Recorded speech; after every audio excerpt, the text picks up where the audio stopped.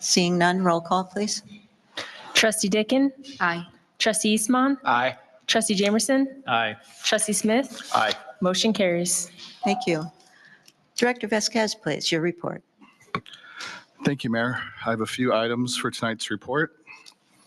I am still working on incorporating the feedback from the finance workshop to revise our projected budget for 2025.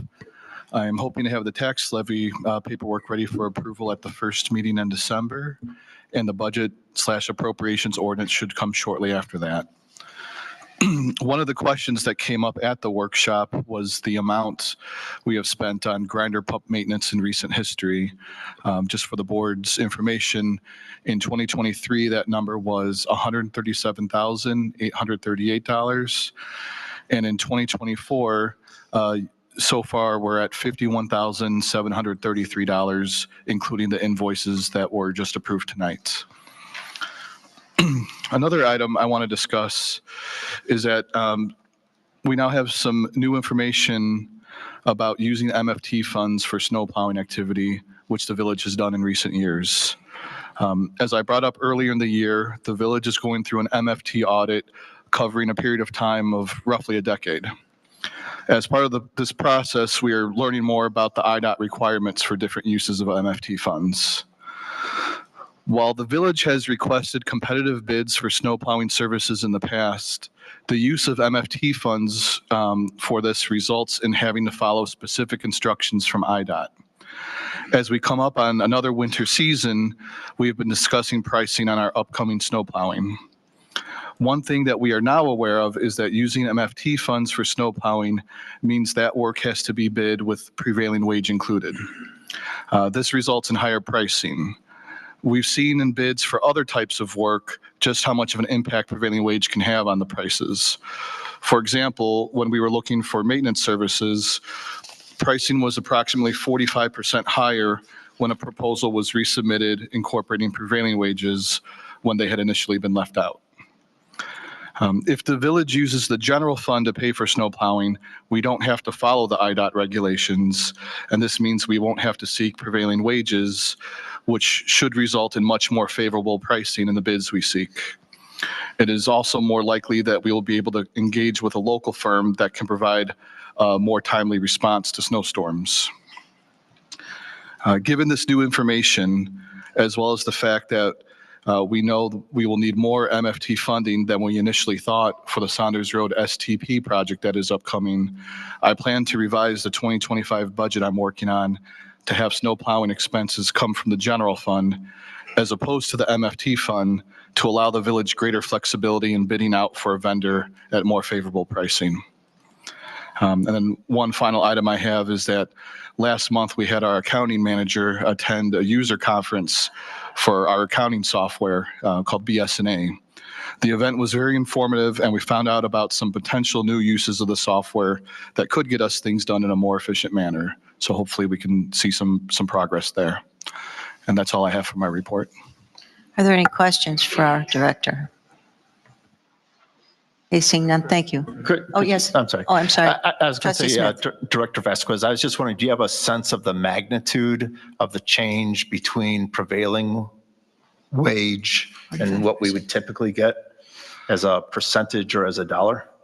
I don't, unless we were actually to bid it out at both options, but I just knowing how we've seen prevailing wage impact prices of other types of services, I think even on a low end, at least 25% on the low end is what. Yeah, thanks. I was just looking for a sense of magnitude. Thank you. A quick question. Yes, Trustee Dickin, please. You mentioned that this will allow us to use more local contractors. It was my understanding that we use Geometa, which is a local contractor anyway. So, well, that we actually, as I mentioned through this audit process, we're learning more about the IDOT requirements for MFT uses. And previously, when that work was bid out, it was not bid out at prevailing wage rates when we now know it should have been. okay, thank you. Trustee Jamerson, Just a please. quick clarification. There's a lot of contractors that don't bid prevailing wage work. So Giametta might be one of those ones that they're more than capable of doing it and they're local, but they just don't do it because there's so much added paperwork, and which is what Director Vasquez was referring to. So, Point of clarification, I think we're talking about Sharetta. well, whoever. Yeah, did our work. I mean, it doesn't make any difference. A lot of smaller contractors just don't want to handle all of the Oh, the exactly so. paperwork through the Exactly state. so. They have to provide, And our- certified payroll reports and. Are there any other questions or comments? Okay, thank you, Director. Thank you. Next order of business, Treasurer's Report. He's not with us this evening. Director of Community Services Report, Director Witt, please. Thank you, Mayor. It's a couple items for tonight. Update on the adjudication hearing system. Our November hearing, which is scheduled for the 21st of this month, is going to be deferred until December, as both Attorney Walk and the hearing officer, Eterno, are not available for that particular date. Pending cases are going to be postponed until the December hearing. Our docket currently includes 5 citations for working without permits, including the installation of signage at the credit union, 2 citations for unsafe fences, 1 at a residence and 1 at a construction site, 1 citation for occupying a single-family home without a certificate of occupancy having been issued, and 1 citation for a repeat fire code violation at one of our restaurants. On another note, a little easier, we were able to resolve 3 ongoing construction or property maintenance issues without having to issue citations for them. And ultimately, that's the goal, to try to get compliance before having to take it through enforcement. So it works sometimes, but not always. The Federal Life Project. We are working with WB Olson on the demolition phase of the project. Met with them last week.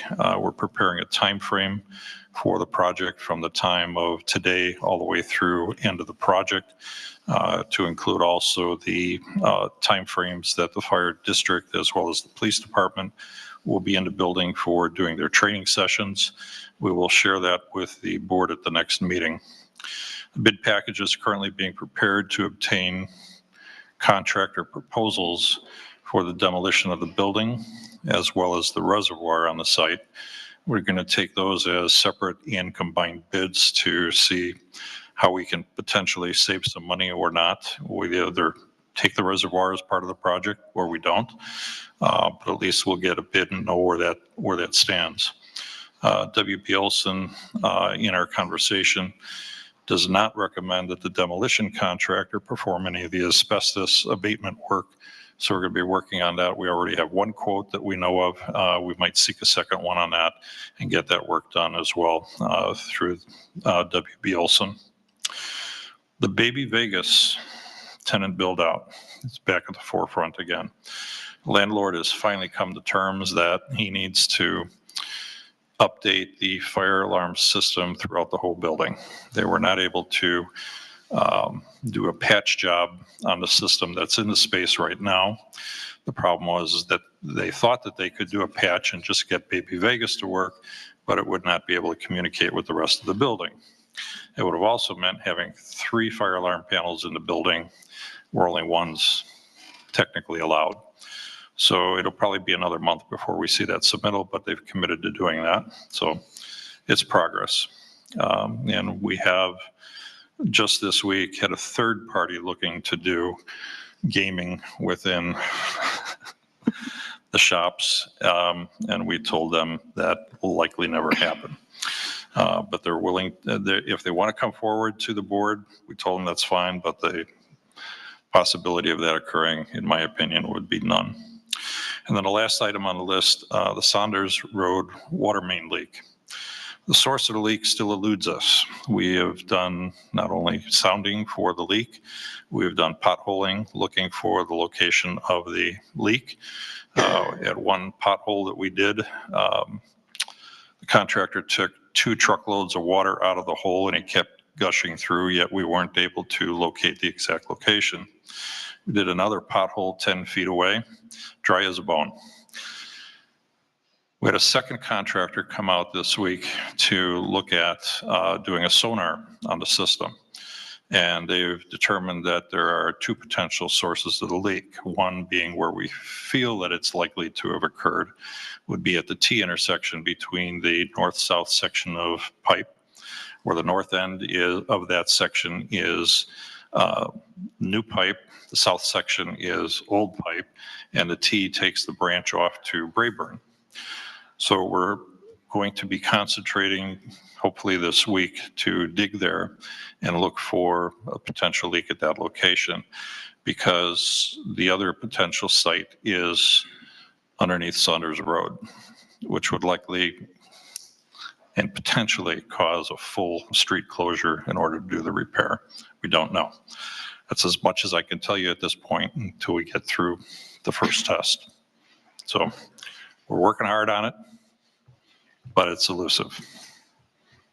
Are there any questions for our director? Thank you very much. Point of information, though, on Baby Vegas. Currently, I understand they have neither a business license nor a gaming license in place. That is correct. Thank you. Next item of business is our consultant's report, attorney's report. We closed on the purchase of the Federal Life building last week on Thursday. We did. The fire district now owns its lot, and the village owns the remainder of the site. The purchase price, as you know, was $3 million. The total cost to the fire district and the village was less because we received a credit for the real estate taxes for 2024, which will be payable next year, which I'm letting the board know means that at some point later next year, we will have to pay those taxes. We can make a tax exemption go effective if we file a certificate of error, but it would only be for the period of time for November, December, since we've owned the property. So there's a substantial tax bill, and even that takes a while to get approved. We share with the district in a 1/3 to the village, 2/3 to the fire district, the real estate taxes. We're just treating it as part of the purchase price, essentially, that we didn't pay today, but we'll end up paying when the bills come out. So the rest of the work at this point will be working with WB Olson, the demolition, and working with our civil engineering consultant to do the design for the grading improvements and working with the county to get that done. There may be a need to, there's a situation where trees in these projects that have some federal funding involvement can't be taken down between April 1 and October 31. So we may also be deciding to take down some trees on the site while we can. There's a type of owl. I think it's a bat. A bat. I'm sorry, it's a bat. That you can't disturb the habitat. We can't disturb the habitat. So there'll be little bits of this project that will be, coming back to the board over time. I think that's about it for the report tonight. Well, I think this is a really big deal, the closing. I think it was really, our village attorney has spent countless hours and really has done just a fabulous job for the village and actually for the fire department as well. They are very complimentary of our partnership and of our village attorney. So I think we have a right to be proud and a right to be very, very happy. And we are keeping the fire station in the village of Riverwoods, which is a tremendous benefit, I think. So congratulations, Attorney Hoover.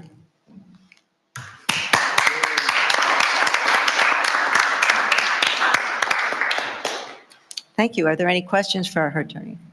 Trustee Dicken, please. First of all, congratulations, and thank you for all of your hard work on this. And my comments are not meant to throw anyone under the bus, but I just wanted to remind everyone that we did set up a page for economic development where we pledged to keep the public updated with the development of this particular project.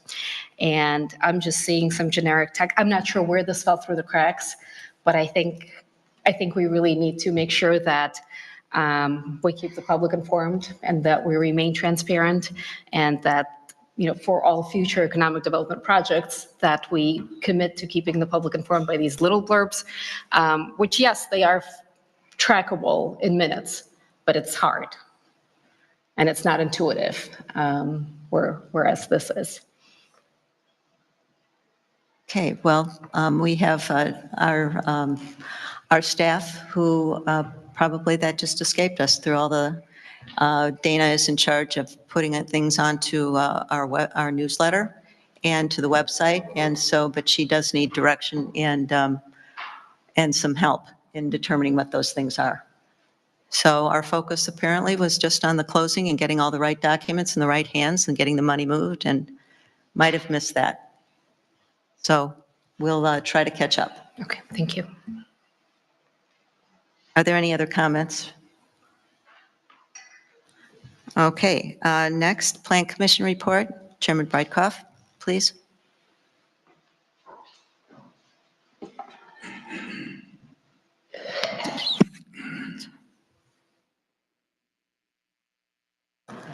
There's just a little, yeah. It was on. Did I turn it? There's a tiny little lever, Yeah, you push it up though, I think. You're Just- pushing it down. right. I think it's towards the. Okay. Good evening. I have very little to report, so it's a lot was of gonna work. say, This better be good. Yeah, it's not, well, I don't know what you consider, if you consider short good, it will be. Plan Commission is not meeting this month because we don't have any agenda items, but we do plan to meet on December the 5th. And that's it. I think we can, we can talk about the fact that right now we've scheduled a workshop on the residential plan development. And that workshop is for prior to the board meeting on the 19th. And Chairman Brightcoff and Attorney Huvard and I have been talking about topics that we need to cover for that. So, see, you had more to report, except I Except you did it. did. I'm sorry. No, it's okay. But you're doing a lot, and we should know. Well, thanks. Thank you. Oh, okay. Zoning Board of Appeals report. Chairman Greditor.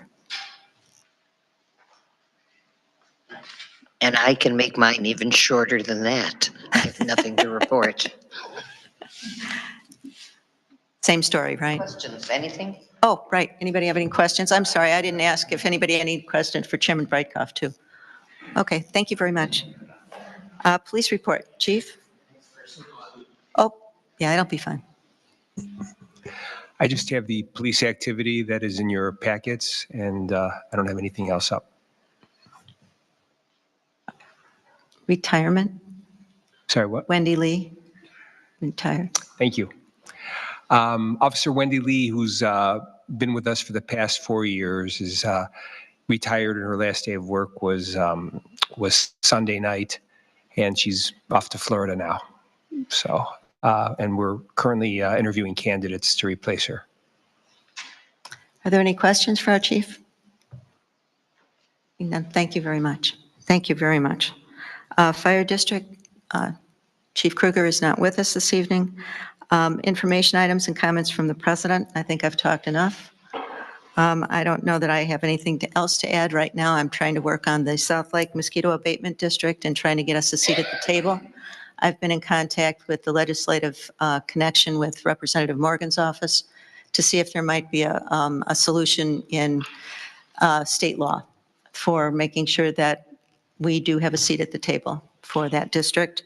And also back at the stormwater thing, just trying to weed through the stormwater management committee report and to see how we need to move forward with that. So more on that as we continue the work. Next on the agenda is visitors wishing to address the board. Do we have anybody present who would like to address the board on items that are not on the agenda? Okay. Thank you. Okay, moving on to new business then. First item of business is a presentation by Alliant for the approval of the renewal of the property and casualty insurance with ICR ICRMT, and the renewal of cyber liability insurance with Lloyd's of London. Ms. Joseph. Good evening. I'm Kathy Jurasik-Easley with Alliant Insurance Services. Thank you for choosing Alliant to serve as your insurance broker. It has been our pleasure working with Mayor Ford, Chief Dano, Attorney Hubard, Director Vasquez, and everyone at the Village. The 2024 insurance market continues to experience hard market conditions with slight easing in certain market segments. Specifically, property rates have shown signs of improvement due to improved reinsurance renewals as a result of mild hurricane season in 2023. And cyber liability has stabilized due to overall improvements in security controls industry-wide.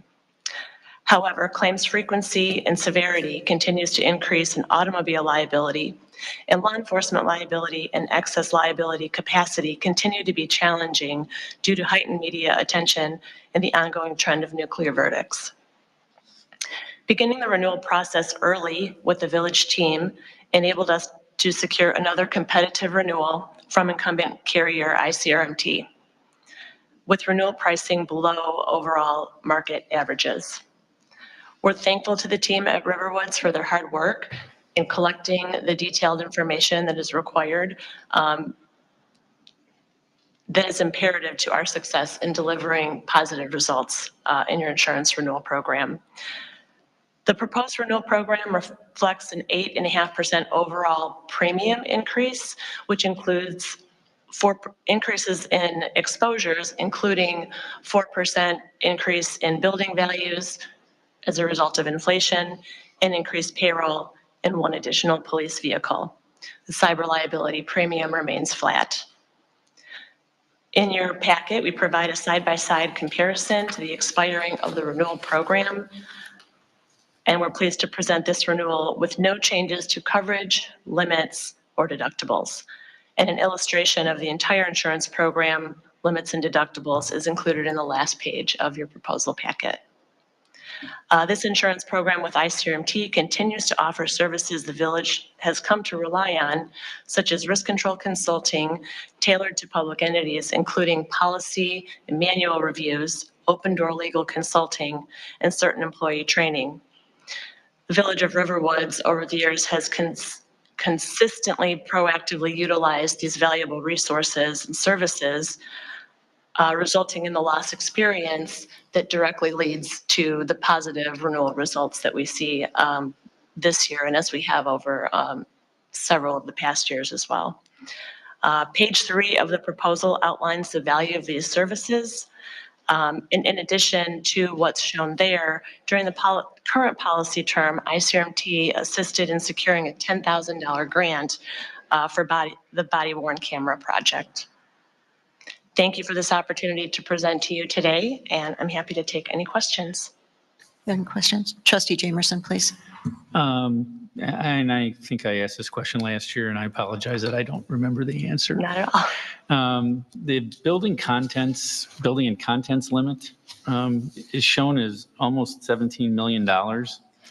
And I guess my question is, we have two buildings. One is this building that we're in, and one is the police station.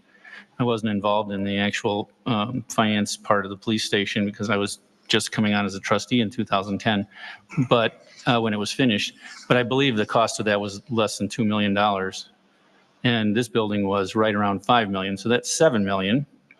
And I'm wondering, and I realize there's inflationary costs, but to go from $7 million to $17 million, in the building and the contents, am I missing something? Is there something else included in that? Because it seems like an awful high limit. Maybe something you may not be able to answer, but it might be something you want to look at before we commit to a number.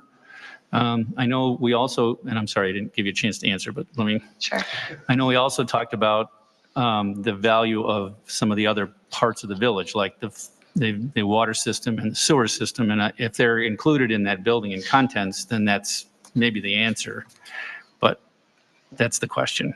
Okay, so I don't unfortunately have the full listing of the statement of values by location with me to answer the question directly as to what goes into that, but I will say that 2 times over the period that we've been insured with ICRMT, they have done building appraisals. So they will send someone out, look at all of the property of the village, and put together a appraised replacement cost value at current value. One of those did result in a substantial increase to the overall property valuations.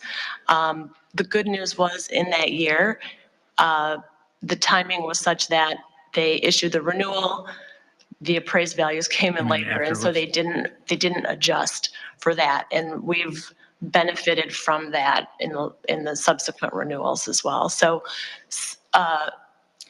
in between the times that they do the appraisals, they will implement a cost of living or an inflationary increase year over year. And the appraisals happen about 1 every 3 to 5 years. Okay. Director Vasquez, please. Again, I don't have the paperwork in front of me either, but I believe the water reservoir facility is also included in that total. And that's possible.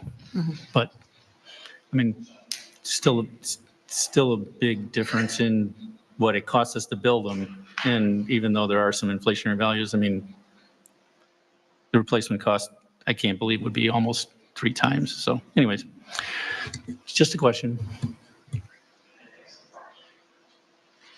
And we can get back to you with details too. That would be good. Okay, be happy to do that.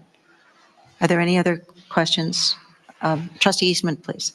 I just had one question on the coverage. What is inland marine for? I'm just not familiar with what that actually covers. Yes, and it's an insurance term. And, Okay, that's and what I figured it was. Yeah, and it just means basically equipment that property insurance covers stationary property and what might be inside. And we talk about inland marine as a stuff that can move from place to place. So in general, it's... So it's a term of art in terms of that. Yeah, I was just, when I was looking through that, I didn't quite understand what that was covering. Thank you. Yeah, you're welcome. Just to be clear, if we approve this package, then the premium is due by the end of the month? I mean, I'm just wondering, would this be on the payables then? Is that what we would do? If you look at page 38 of the package, it's got the premium comparison between last year and this year. So the board would be approving $148,680 as the annual as the total premium. Yes.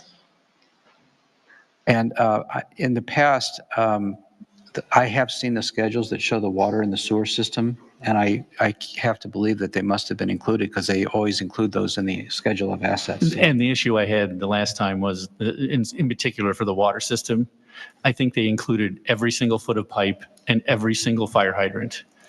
And for a catastrophe that took out all of that, we wouldn't have to worry about insurance. Seriously. I'm serious. I mean, you're not going to have, every single fire hydrant and every foot of pipe be destroyed. But I think you're correct. That's what I'm remembering now. So, Are there any other questions for our consultant? Chief Dana, please. I just want to clarify that Kathy had mentioned an additional police vehicle. That's only temporary. I did not add a vehicle to the fleet. We just received a new vehicle. We're waiting for some equipment to come in for it. As soon as that equipment gets installed, we're going to auction off the old vehicle, and then we'll be back to our normal number of vehicles. But correct me if I'm wrong, the schedule does indicate an increase from 7 vehicles to 8. So is the 8 like temporary, or is the 8 the new expectation of what the village is going to hold and maintain going forward?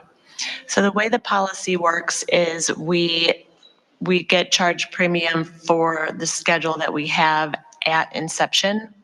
And then if we add and subtract vehicles, generally, unless there's a large valued vehicle, they won't change or endorse whether we add or subtract. And so if the vehicle is sold prior to, we can take it off and take advantage of that premium savings.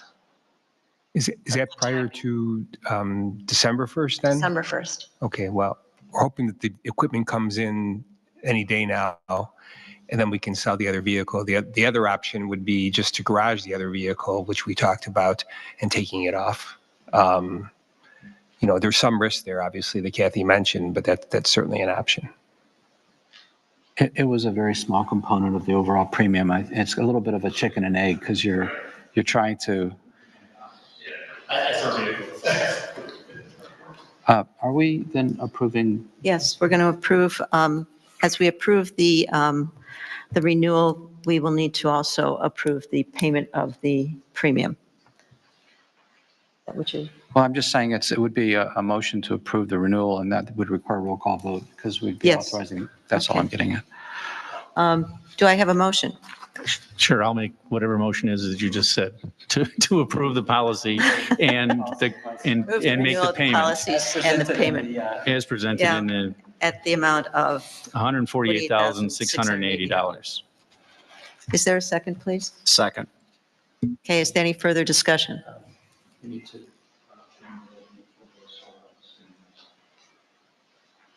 Roll call. Okay. Roll call, please.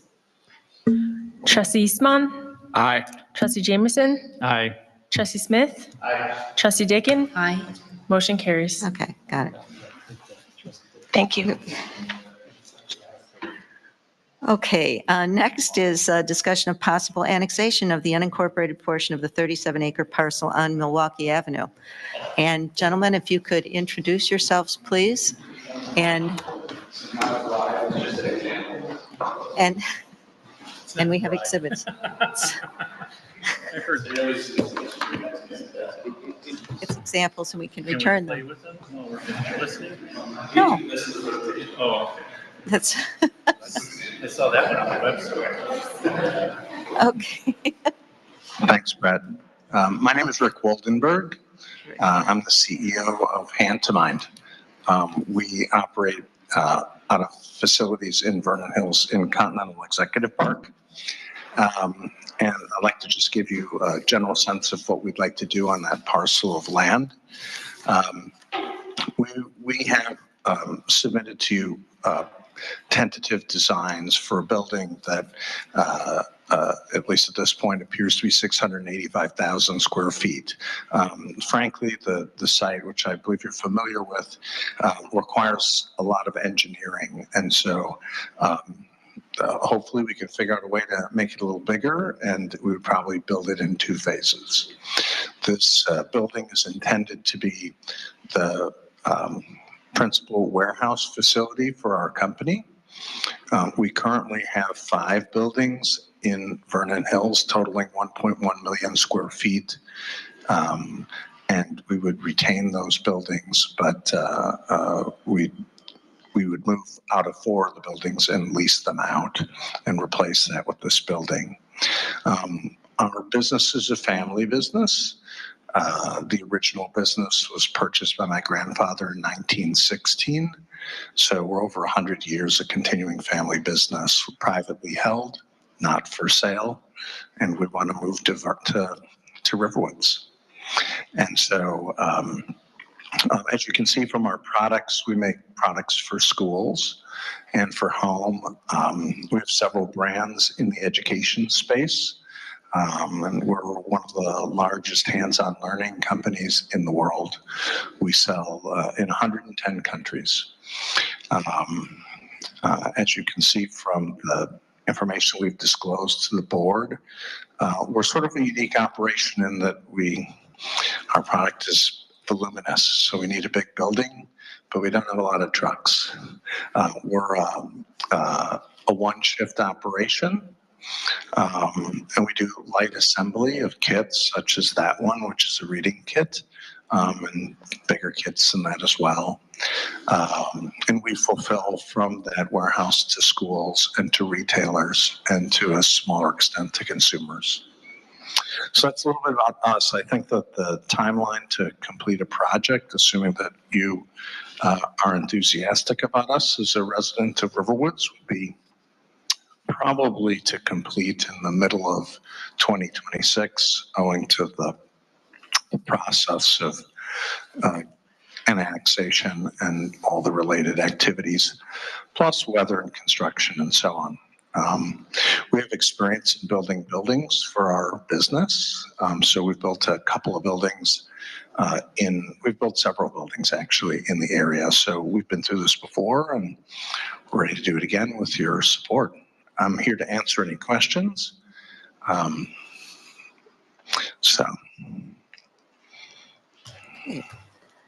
Would the trustees have seen the information in the packet? Do you have any questions at this point in time? You want to start? Trustee Jamerson, thank Well, you. first of all, I looked over your website and I'm very impressed with your company. I mean, it's phenomenal. And not but, that's a bad thing. I'm curious as to if there would be a point of sale at this particular spot, or if you would continue your point of sale in Vernon Hills. Well, first of all, thank you for your nice words. We're a mission-driven business, and so I appreciate you recognizing that. We don't really have direct retail business. We don't have a store in Vernon Hills, so a lot of trade to consumers would be online. And so we would ship out of this building to consumers if they place direct orders. Hand to Mind does a great deal of business with schools, but many schools are not taxable. Right. So that's really our business model right now. So this would be our only shipping point for Hand to Mind in the United States. Okay. And then because of the location of this particular parcel, the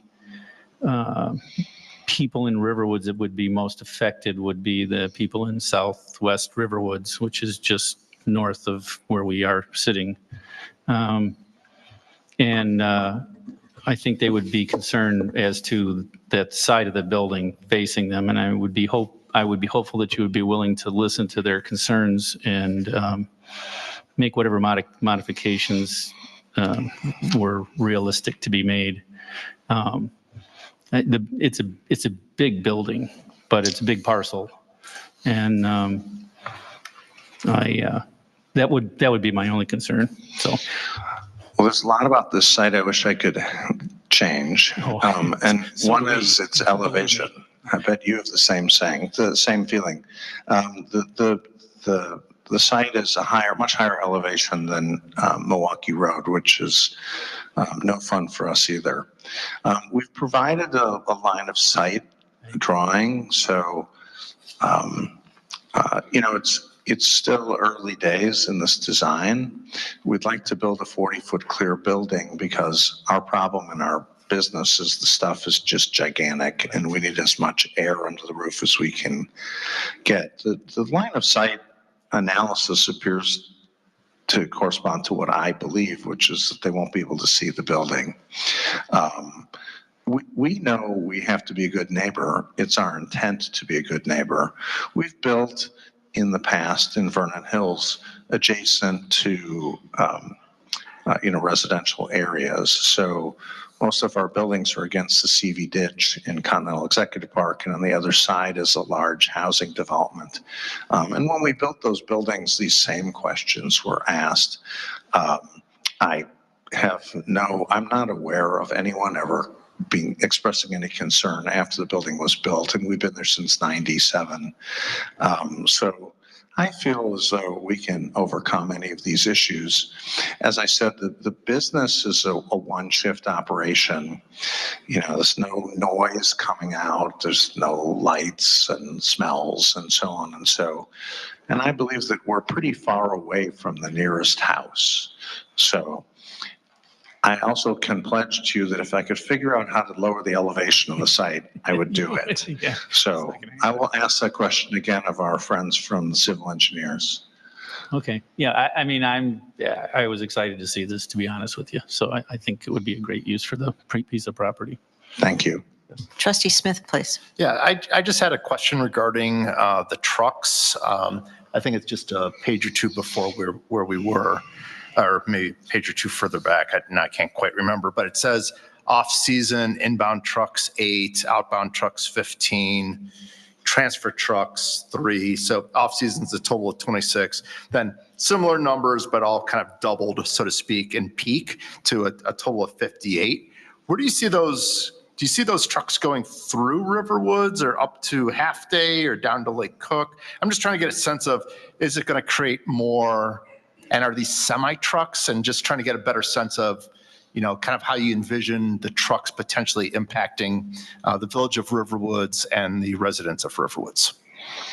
Well, I think the truck volume that we generate for a building that size is very, very low. The trucks are over the road 18-wheelers. So we very often do large infrastructure projects for schools. And so they'll pick up a large order, or we'll send an order to Amazon, whatever it is, and it's in a big truck. But there just aren't a lot of them. So I believe, and this is still very early days, so we've really not had a chance to engage all of the consultants that we would need and ask and answer some of these questions ourselves. We have preliminary answers.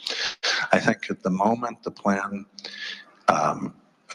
has us entering and exiting the site from Milwaukee Road. So there will be northbound and southbound traffic on Milwaukee. It's just, a few trucks an hour. I don't know whether they would go down Deerfield Road or go down Lake Cook.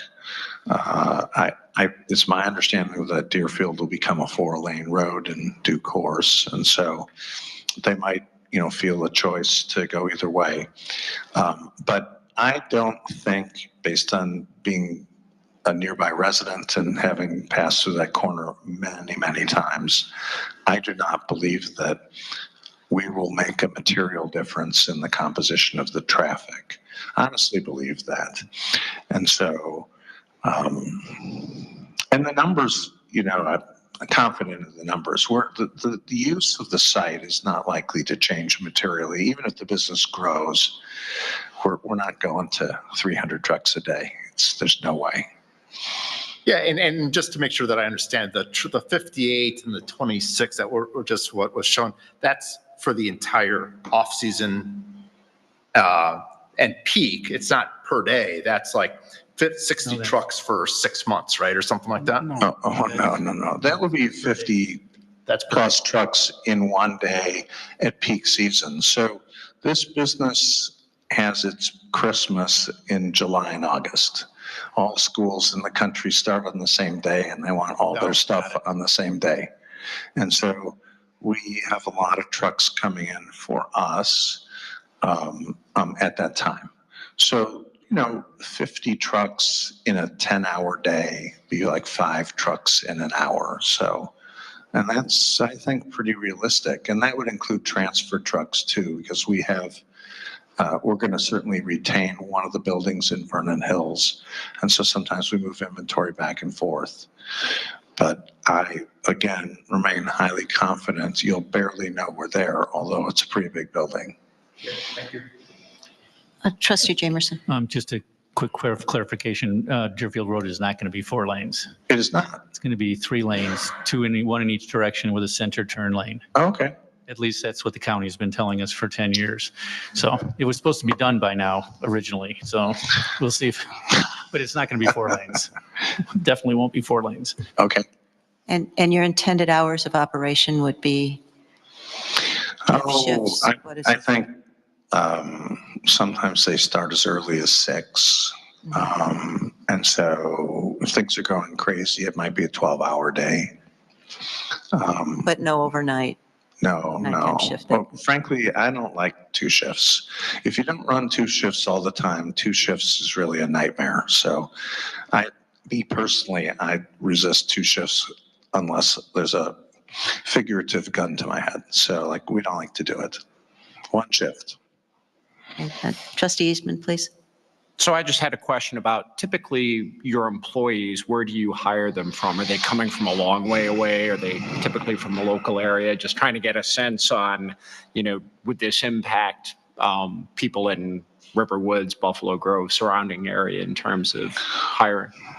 Well, we have folks that live in the city of Chicago, and we have folks that live in Wisconsin, and we have folks that live out west. So they come from all over. This is going to have warehouse office, but it won't have, office. So most of those workers would come from northern Illinois into Wisconsin. Our company has employees though all over, and so that live all over. I'm a little embarrassed that I didn't check to see how many lived in Riverwoods, so I don't have that number for you. But like we live all over, and for those of us that don't live in Riverwoods, some of us drive through Riverwoods. Okay, thank you. Are there any other questions at this point? So the purpose of having you make a presentation like this, there's a memo in the packet that I put together for the board to explain a little bit about the annexation procedure. And, by directing me to go forward with preparing an annexation agreement, we really are, beginning a process that's quite involved. Because the annexation agreement, as I mentioned in the memo, is a means of specifying the zoning and the uses of the site. It's common to also specify what the zoning is and how the site will be used. And then before you can approve the annexation agreement, where you're promising a certain type of zoning, you then have to have the zoning hearings. At the same time, given the extraordinary difficulties with the past history of the site, the dirt that's been piled up, the foundation and other issues, the team here has alerted the village that they would like the village to consider and proceed with extending or expanding our existing TIF district. I feel it would certainly qualify if it qualified for our TIF district number 1 includes 8 acres of the former landfill site. If we were to reform the TIF, probably deleting 8 acres out of the existing TIF and reforming it as a full 37-acre TIF, I don't see why it wouldn't qualify under the same standards we used before. And doing so would enable us to tap into the future property taxes that this very sizable development would generate as a means of helping to defray some of the costs that would not occur here if this were just a cornfield or just a regular site. So in addition to the annexation issues, there are the zoning issues, and then I'm pretty sure you can confirm that they're really only interested in proceeding if the village is open to considering the use of tax increment financing to facilitate this development. So there's 3 streams, if you were, of negotiations going on. And I think there was a timeline. I don't know if it wasn't in the packet. I don't know if all of you received it, where we kind of lay out how these various notices and formations of things and the joint review board has to be convened. It's in a hopeful burst of optimism, I suggested we could probably do it all by July 1, just to give you an idea. So there will be mini meetings, hearings, things like that, to the point where all of this comes together.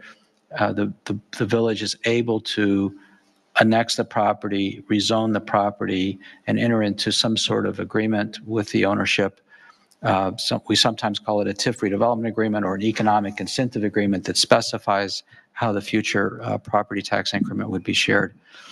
So it's a big undertaking, and the reason to come here to the board is, as I point out in the memo, annexation is not a requirement. The village doesn't have to proceed with the annexation. If the board feels that this is a worthwhile use to explore on the site and to make best effort to try and facilitate this development, then telling the team to go ahead and the staff and me to go ahead means that we will begin serious negotiations on these issues. We come back to the board probably, as we have with Federal Life, probably on a recurring basis. We'll just have a status update on what we're doing. But that's what we're looking for here is a sense of whether you're willing to proceed or if you need more information. So are you looking for a motion or are you No, looking no, for just a I just- consensus? If, I can read the room, but. Well, do you want me to tell you what my opinion is? Yes. Okay, I think you should go ahead with everything. I It's agree. my opinion. We've been trying to get this piece of parcel developed for a really long time, and we have a company that's really, really interested in making it happen, and I think it's the best of both worlds, so I'm all for it. Trustee Dickon? Trustee Smith? Yeah, I was just going to say, I think I concur. I also think we should be thinking about, like we've talked with some other corporate properties, to see about the abilities to put on solar and other things that might be environmentally advantaged for the village of Riverwoods or the residents. I don't know if that's something you'd be interested or willing to consider. You know, as technologies have improved, we've always looked to make our buildings as efficient as possible. So it's still so early in the process. Oh, sure. No, I get that, but I'd like to know what's under the surface of the land first, then worry about solar.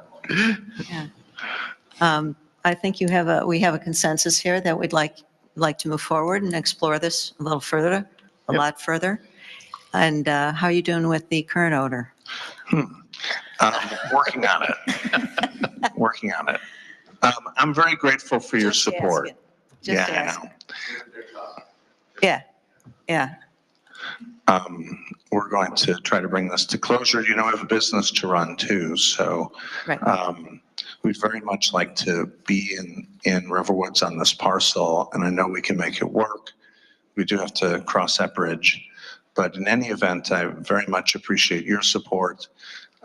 And that certainly includes your willingness to engage in the annexation agreement in the TIF district. It's very important to us and it makes a difference. I just want you to know we appreciate your support. Well, here we go. All right. Here we go. Please, our contact will be our village attorney and our director of community services, and we can move forward. And good luck. Good luck. Thank you. Thank Truly. you. I'll take your good wishes. We'll get it done. We'll figure it out. Thank you so much. Thank you for coming in. We appreciate it. You guys don't have the choice. We're after the meeting. I think you should take them with. You should probably take them home with you, please.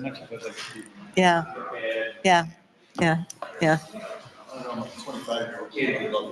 Yeah, no, it's a prompt. That's good. That's good. Thanks, Brett. Hey, you can. Thank you very much. Yeah.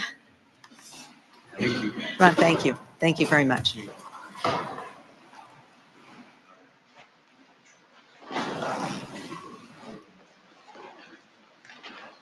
And there goes our audience. There go. You can stick around if you want, that's, thank you. All right, next on the agenda is the discussion of the Chudy subdivision of 2930 and 2950 Duffy Lane for referral to the Plan Commission. Director Witt, please. Thank you, Mayor.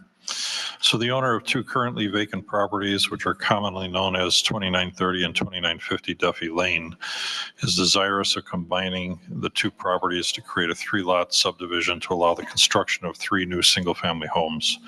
So staff is asking the board to review the proposed subdivision plan that was included within the packet and determine if the project should be forwarded to the Plan Commission for the review and subsequent recommendation to the village board.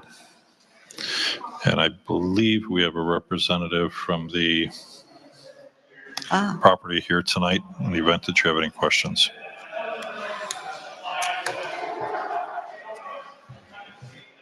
Can you? I think you can't really close the door. Randy? You can't close the door. Oh, you gotta leave it open. Yeah, it's one of those technical. Can I just clarify that the lots meet, the way the plat is constructed, it's been reviewed by staff a number of times. I had some comments that legal comments that probably still have to be made, but essentially each of the lots is conforming to our zoning code, right? Correct. So This is not really a big ask of the board. Basically, the Plan Commission would go through the normal process of considering a plat or not creating any lots except, conforming lots. This property has been in a, undeveloped state, I think, for a long time.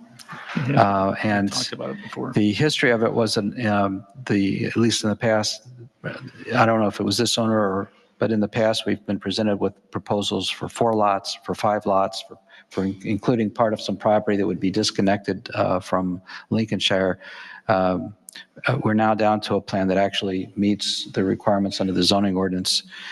So from my standpoint, doing the legal analysis, I'm really concentrated on the language of the easements and the various provisions that need to be on the plat.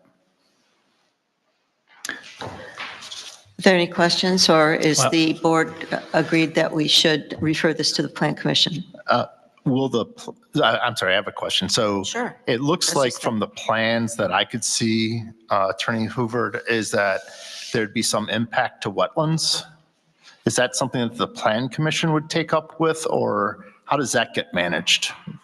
Well, our engineer has made a review, and they either have to have a determination that the wetlands are isolated waters, they don't have to be mitigated, or they are going to be notated on the plat and they have to be avoided and they're not touching them. I don't remember which one it was. I mean, they obviously have to comply with the law. So in the course of the review by the Plan Commission, either our village engineer or Steve, we also have another engineer who consults on wetlands, will provide a report to the Plan Commission showing how they comply. Yeah. Are there any other questions? Any discussion? Well, I was just going to say, we've been, this particular lot, because the back one is a flag lot, and it's kind of been difficult to deal with over the years, and this makes the most sense of anything I've seen. So I think it should be reviewed. I think it should be sent to the Plan Commission for the review. I don't know that there needs to be a vote. We can just, by consensus, does Trustee Dickon, Trustee Smith, Trustee Jamerson, Trustee Eastman? Okay. We will send that to the Plan Commission for them to begin their work. Next item of business is an approval of a new position in the Building Department. If you've read the memo and if you've at all listened to Director Witt during our meetings, he's got plenty on his plate, and there are some areas that we feel that a part-time position could take over and be very useful. Plan review, inspections, and so forth. We are looking to hire looking at a part-time position that reports to Director Witt. And we're looking for somebody who has a great deal, if you, again, leafing through the description of the position, many certifications. And again, to lighten the load, and we've been doing a good job with enforcement, we can do a better job with a little bit of help, and especially in the plan review area. Would you like to add to that? Did you hear any of it? Sure, I would be glad to do that.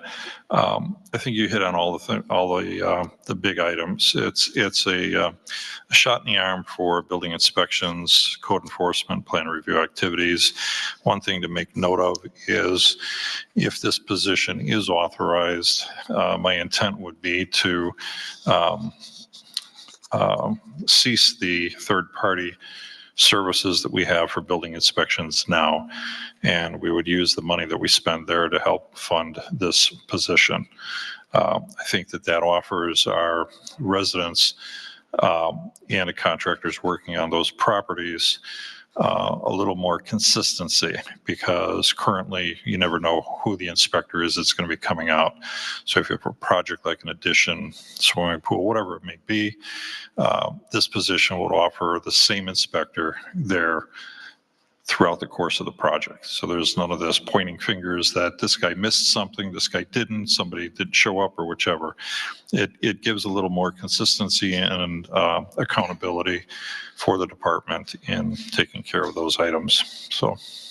And I would also point out that this was taken into consideration when we did the budget for 2025. taken into consideration. Is there any discussion? Just a question, Mayor Ford. Trustee Smith? Director Witt, so being part-time, non-exempt, does that mean non-benefit eligible? Thinking about health insurance and other benefits that are provided by the village, or is there something I'm missing? That would be correct, but I would let Director Vasquez answer that a little better than I will.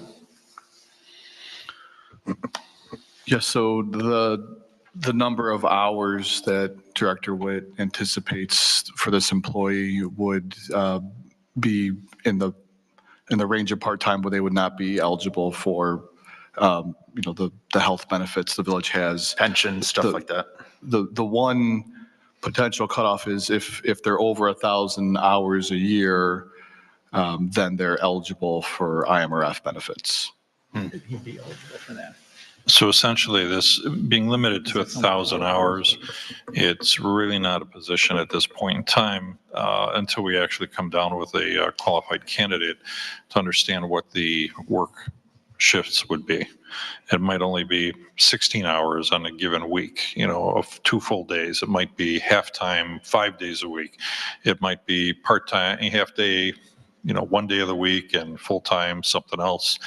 It's really going to depend on the availability of the person that we're looking for, because we might end up with somebody who's actually looking to split time with another position that they may have. We don't know at this point.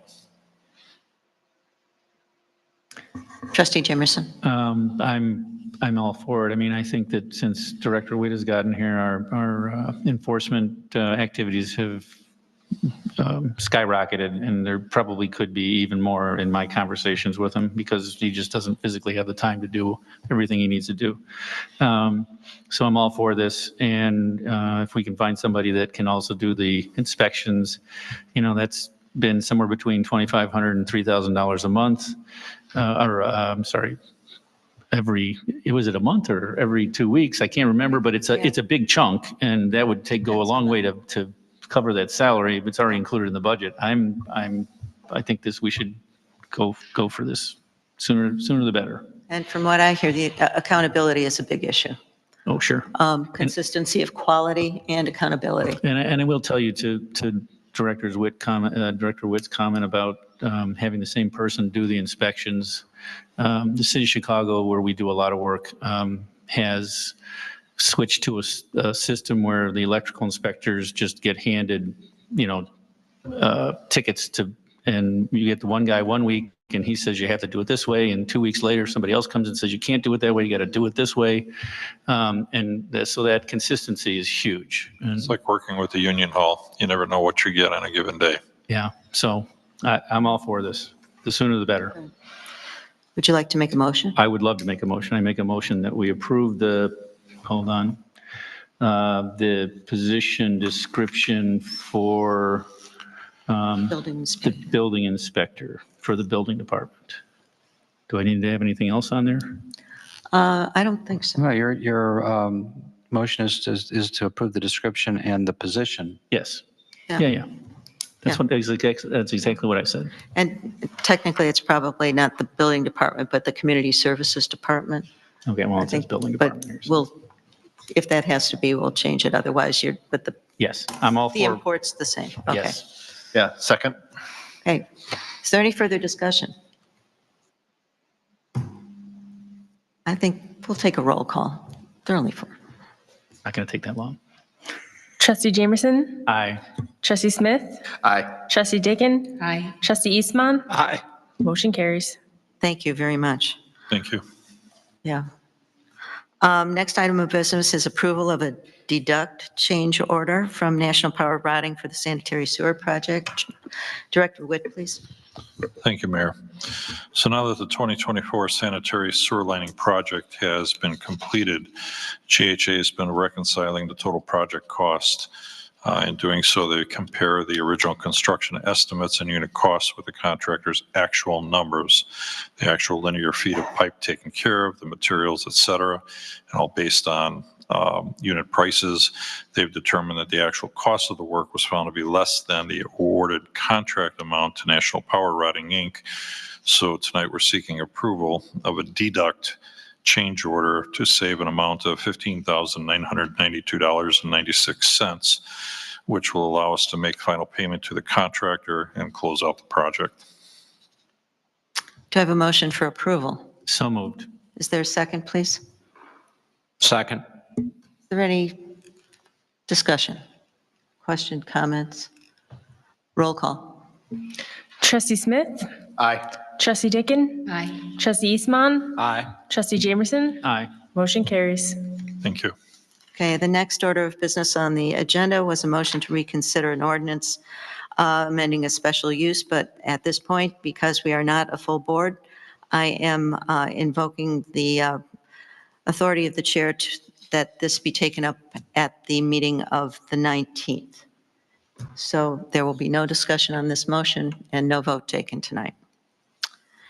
Moving on to old business, we have approval of an adjustment to the Sanders Road project. Director Witt, please. Is that what it is? It says approval of a resolution approving participation by the village in a federally funded construction I got the project for wrong- Saunders got it. Road? Yeah, that one, That one. the resolution. Okay. So as we noted last meeting, what happened with what happened with the estimated cost of construction, as brief as I can make this, is in the whole process in working with IDOT, IDOT eventually, IDOT did not approve the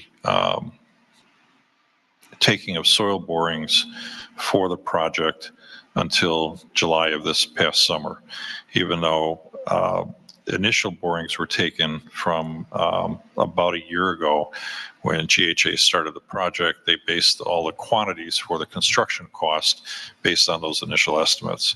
When IDOT came through and authorized this final set of borings, IDOT determined that the soil conditions were worse than what was anticipated. Taking into account that new information, it bumped the construction cost by about $500,000. In doing that, we learned late in the game, actually the day that the information was due to get to the Lake County Council of Mayors, we needed to have a commitment by the village to authorize that additional $500,000 out of our pocket because it would not be added into the 80-20 split that the county had for this particular project. That's why last meeting, the resolution was pulled. So what we're looking for tonight is authorization to move forward with the approval for participation in that project with the county for the amount of $1,167,660, which includes the original amount of $600,000 plus the $500,000 additional.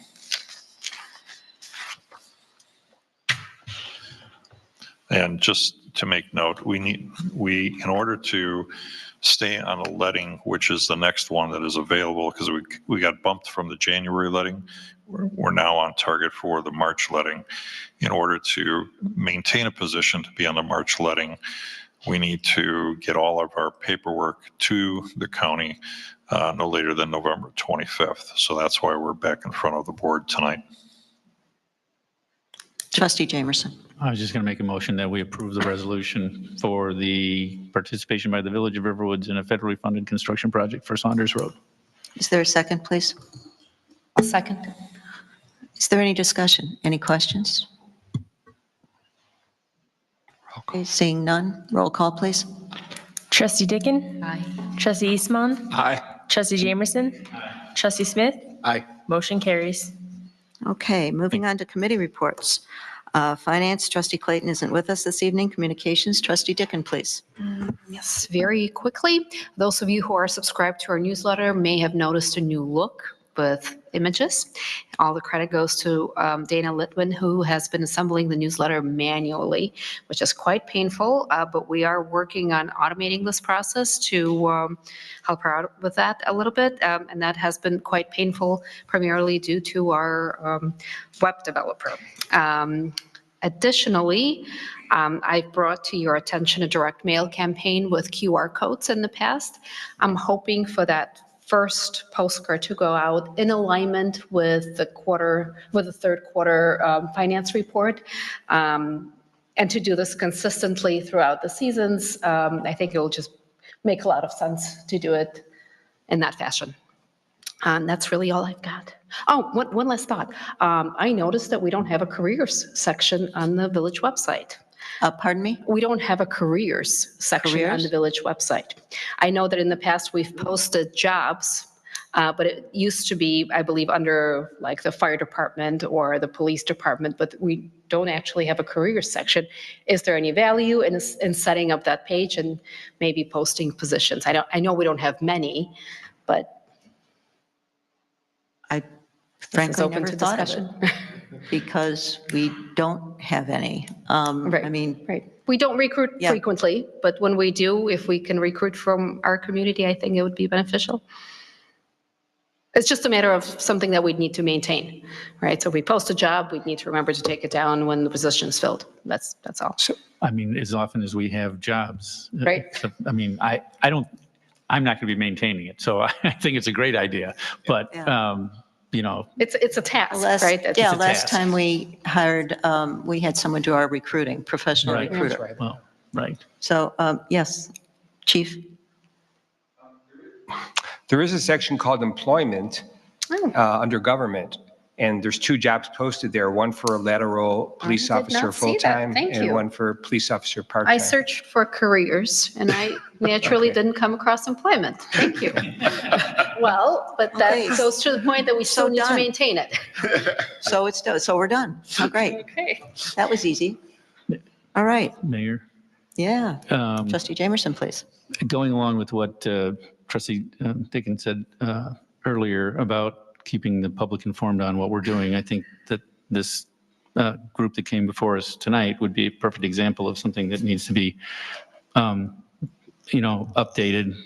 Maybe not instantly, but as it moves along, so that, you know. Yeah, we can highlight So- that. Anyways, I think that's important. Sort of like federal life and some of the other things. Yeah. Yeah, makes sense to me. And these don't have to be major updates. These could be literally just a couple sentences. This is what has been discussed. Okay, we'll pass that along. Our clerk is nodding and going, yeah, okay. Okay, yeah. Okay.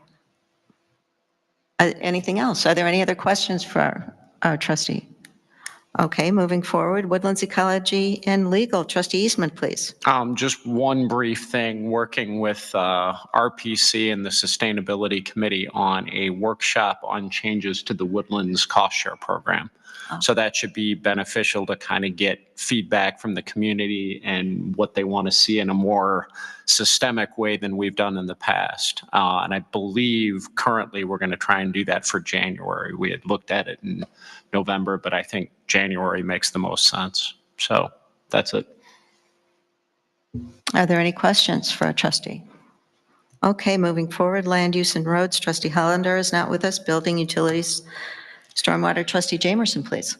The permit report is in the packet. I would just like to say that the year-to-date inspections are about 14 million, or value is about 14 million. And yeah, last year it was 21 million, but last year we had a million, literally roofing permits, which made up that huge difference. So the building department is still very busy, so, which is good.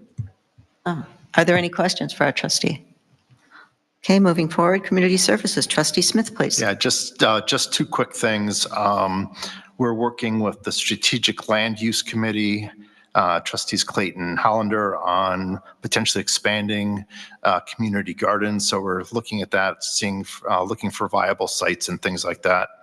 And then the other thing is just really, it's more of a reference back to sustainability and climate action, so making good progress there. But I'll leave that to Chairman Bredkoff and Favaro. Chair people, excuse me. Are there any questions for trustee? Okay, thank you. Moving on, sustainability and climate action.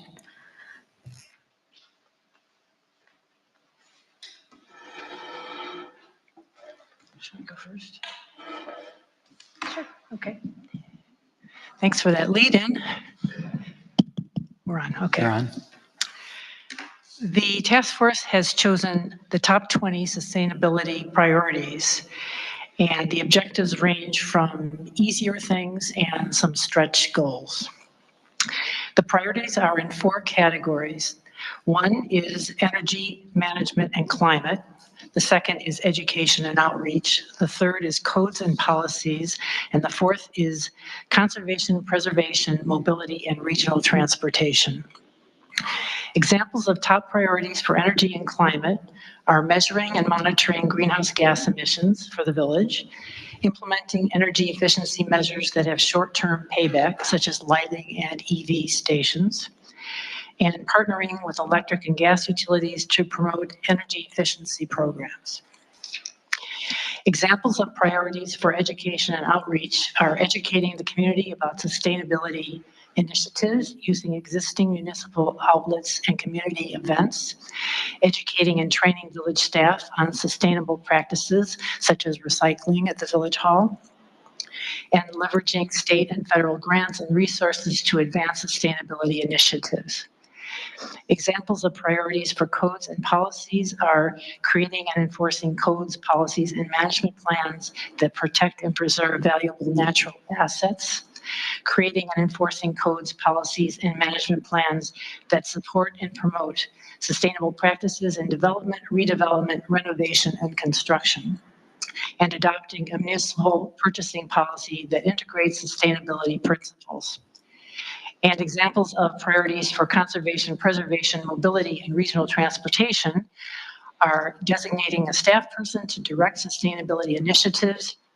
This could be done through sharing a person with other communities, that's done on the North Shore now, or finding grants that could fund somebody. Also managing cultivated landscapes sustainably, such as replacing turf or using natural products for lawn management practices. Also operating a safe, clean, and efficient village fleet. The next steps are to draft a sustainability plan incorporating these objectives with timelines. We estimate approximately 2 months to do this. And when the draft is completed, the task force will present the plan to the board for discussion and hopefully adoption. So early next year? That's what we hope. Hopefully, and hopefully if all goes well, she's leaving out the best part. We would like to kick it all off by having a birthday party for Earth around Earth Day. Hello. Hopefully we can get it all done and actually kick it off by giving cupcakes and inviting everybody to come to Village Hall for a birthday party for Earth Day birthday. Yeah. So that's kind of the plan. That's December, right? Pardon? It's April. It's April. It's Yeah, so April. we got all kinds of time. Oh, yeah. Look at. And So those that's, but that's kind of like I would like to see us where we are at the place where we have it written and we've come to agreements and approval, and then we can actually kick it off with a birthday party on Earth Day or around Earth Day. And those won't be the recycled cupcakes, right? Pardon? They won't be recycled cupcakes, It'll be right? biologic. Nice. No, they'll just be normal cupcakes. Okay. You'll be eating Hopefully sourced with quality, sustainable ingredients. There you go. And maybe we can, compost everything that we produce at the party. You say biological. That means you're going to eat them and produce them biologically into whatever Yeah, compost comes out the other. It's okay. That's enough We're information. good. The only other serious thing that I would like to say is that we actually have a really great team of people and with a pretty good group with talents and resources, and we actually have somebody that has a background in grant writing. So I am nice. hopeful that we can do some serious research and try to tap a lot of the grant money that's out there for conservation purposes. How many people would you say are on the committee? There's 12 of us that show up all the time. That's And then wonderful. there's some other people that pop in and out. Drop in and out. Yeah. That's great. Yeah. That's great. It's a very dedicated group. They're very articulate, they're very thoughtful, have lots of good ideas, very practical. It's been a pleasure.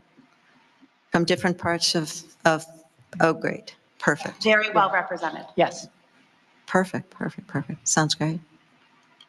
Well, looking forward to hearing. Good. Thank you very much. Are there any questions for our chairs? Got it. Thank you. Thank you. Strategic land use, trustees Clayton and Hollander aren't with us this evening. Seeing no reason to go into executive session, I will note that the next meeting would be the trustees workshop on November 19th. That will be at 6 o'clock. That's the residential plan development workshop. And following that is our regular meeting on November 19th at 7:30. So having said that, may I have a motion for adjournment, please? So moved. Is there a second? Second. All in favor, say aye. Aye. All opposed, same sign. Thank you very much.